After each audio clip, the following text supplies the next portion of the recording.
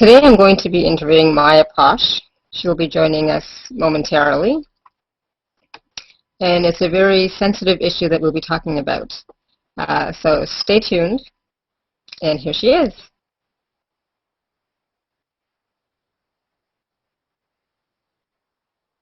Welcome, Maya. Hey there. How are you? Okay. A bit tired. Woke up with a headache this morning. Okay, so I just mentioned that we're going to be talking to you about a delicate issue. So we'll get started. The issue is intersexuality. Now, Maya Posch is in the Netherlands, and I am Shefali Burns, and I'm in Ottawa, Canada. So this interview basically is going to deal with Maya's experiences and challenges dealing with intersexuality. And I have to say, I had some questions for Maya because I didn't know very much about this topic myself.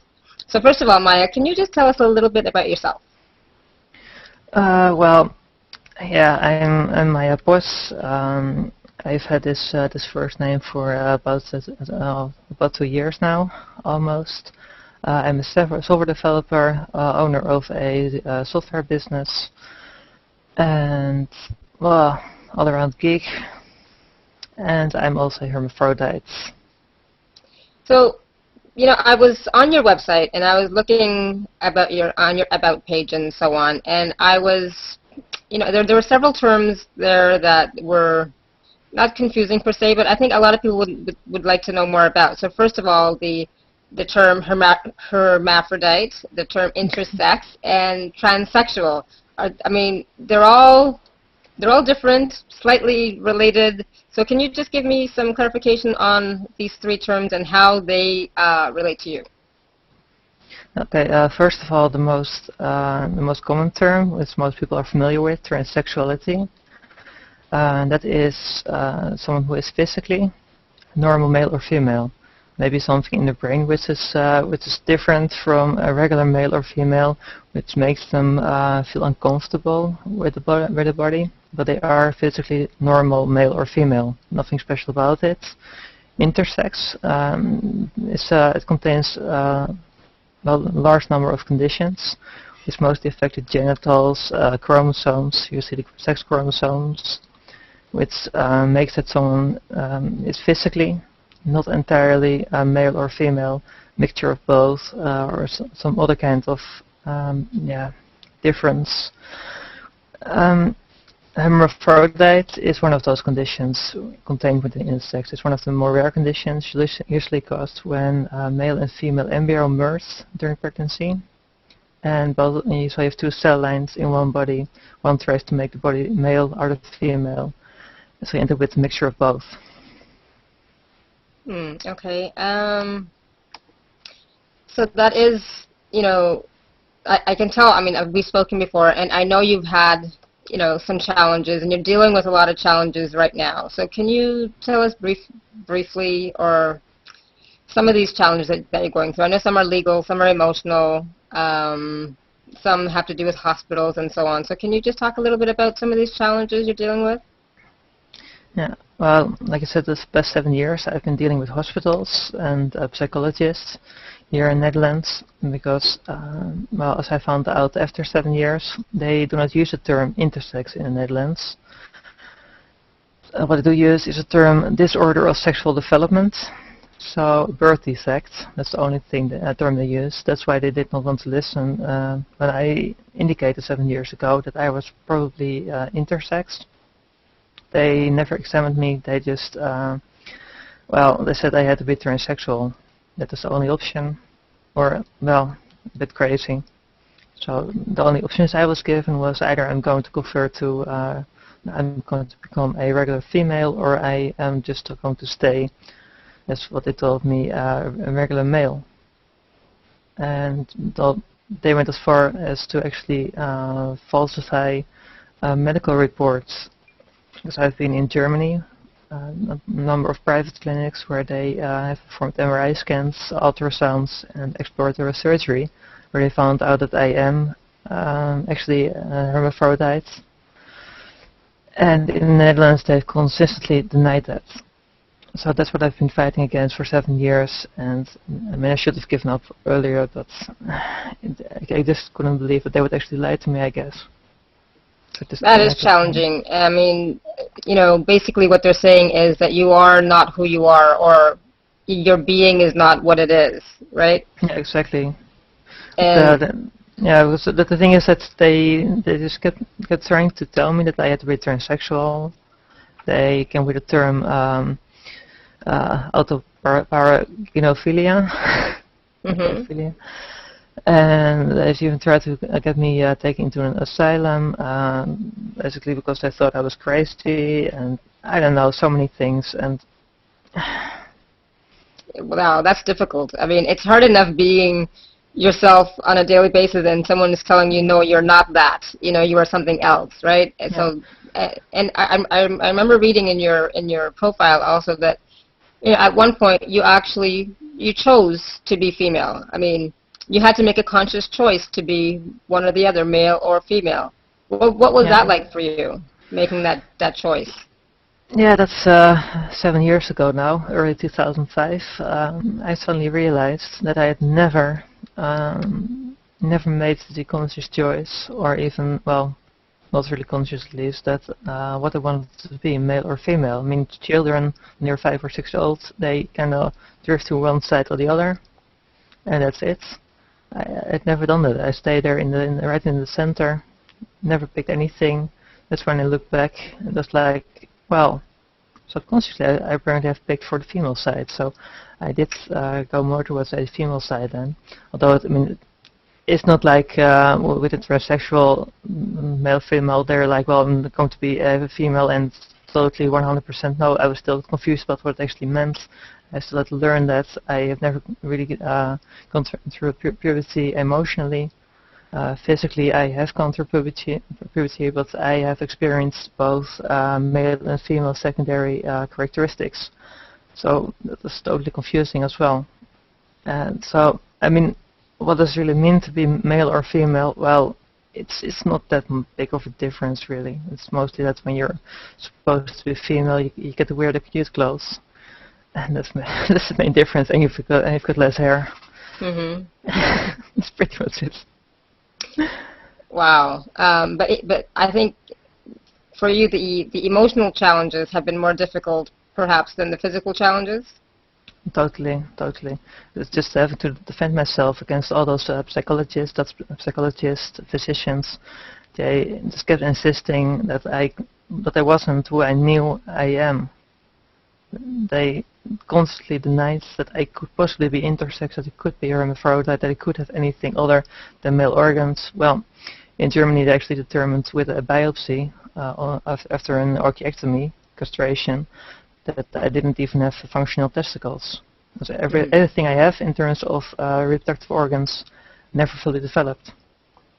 Okay. So, wow. Yeah. It's so confusing, and it is challenging for people to understand. But I think it's more challenging for people that do understand to still invalidate who you are. I think that must be so difficult. And how has your family and your friends, how have they supported you through all of this? Well, I do not have real life friends. I've been living quite introverted until a few years ago, because I couldn't deal with my issue. I didn't know who I was, so I never met any friends. I've been basically alone in everything. My mother has supported me a lot the past years. My younger brother, he's fine with it as well, but that's all. My father, he ran off with another woman a number of years ago, so there's been no support. Rest of the family, no support either. It's just, pretty much just me and my mother. That's about it. That's a very lonely existence. It is. That's one of the reasons why I'm reaching out via the media, via Google+, that kind of places, just to get some support. Yeah. And I know that you have talked to people here on Google+. You've talked to Sarah Hill on KOMU as well to spread the awareness about this condition, and that I'm sure there are more people that have this condition as well, and who are also probably feeling very isolated and alone. Totally. Yeah, because, I mean, if you realize that how many intersex people there are, because it occurs in more than 1 in every 1,000 births. So there's a lot of people, hundreds of millions of people on this world are intersex. Many of them do not realize it. When a child is born with ambiguous genitals, it gets unneeded medical surgery, which often is, well, the wrong gender is chosen and you've got another future transsexual, that kind of thing. So it's just this complete, well, it's such a horrible issue, really, if you think about it. It affects so many people, and it's so hidden, because, I mean, people do not know about it. Parents, when they get a child who is intersex, they don't know about it. My mother would have loved to have known that actually existed. So she knew that something was going on with me. She never knew what it was until I said it. And she still feels horrible about that. So education is so needed. Just to let people know that actually exists and what it means.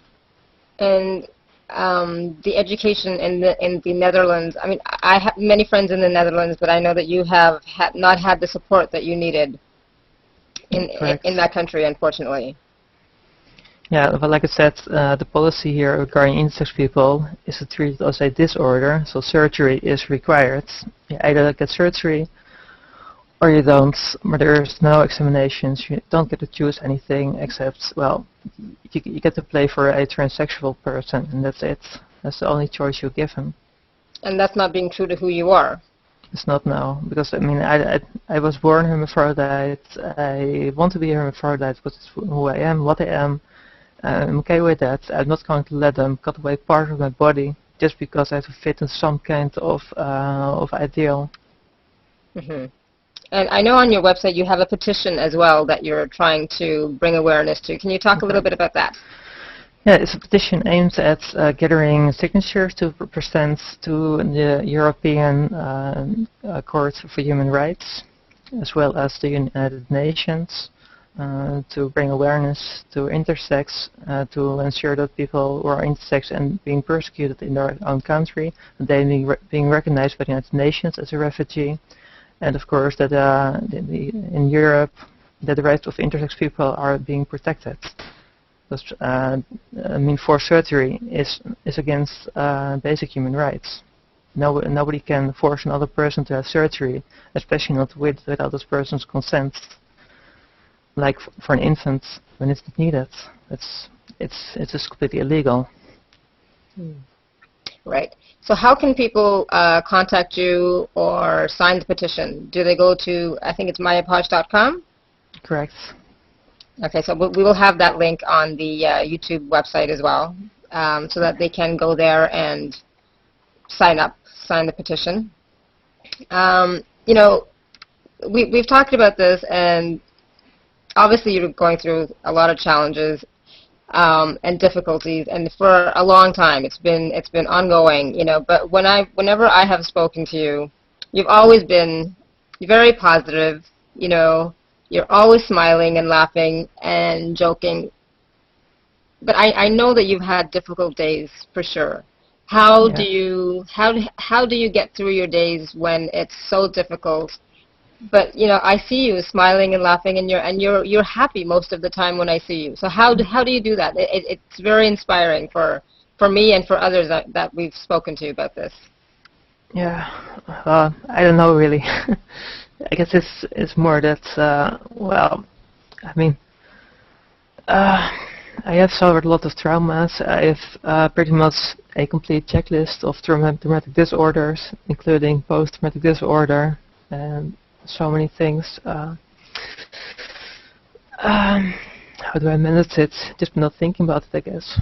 Just not thinking about the future, and just taking it one step at a time, and hoping that maybe tomorrow it will be better. Yeah, and that's one of the things that I really like about you, is that you are taking it one step at a time, and you are doing, you know, what you can to make a difference, right?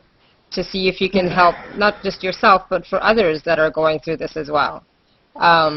So I was looking at your website, and I just want to quote, you know, one thing that you had said, what you're looking for, right? You said, I'm looking for friends, support, love, perhaps even a relationship. while gradually regaining confidence in my own skills and acknowledging and accepting my own existence. Accepting my own existence. I mean, that is key for anybody, just to accept themselves for who they are, right? Right.